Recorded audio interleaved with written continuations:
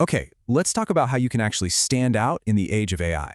Let me start with a quick story, because it really nails a huge problem we're seeing right now.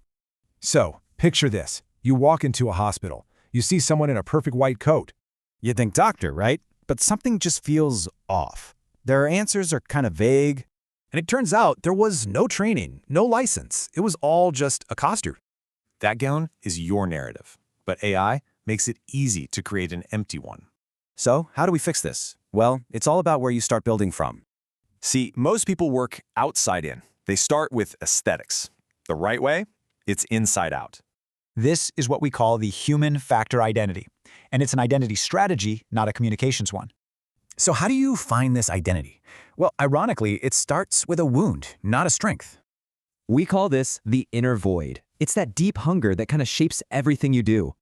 But here's the thing. That void isn't a weakness at all. It's actually your compass. It's always pointing you toward your inner value, which you're constantly trying to create. Okay, so let's make this tangible. How do you turn this into your actual identity? It's a three-step process. You recognize the void, define your value, and then crystallize it. This becomes your anchor word. It's the philosophical spine of everything you make. And this anchor word, that's your license.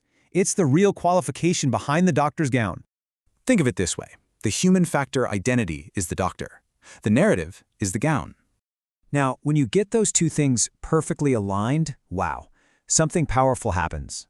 Because a real brand isn't something you build, it's something you reveal. And in today's world flooded with AI content, your humanity is the only real differentiator.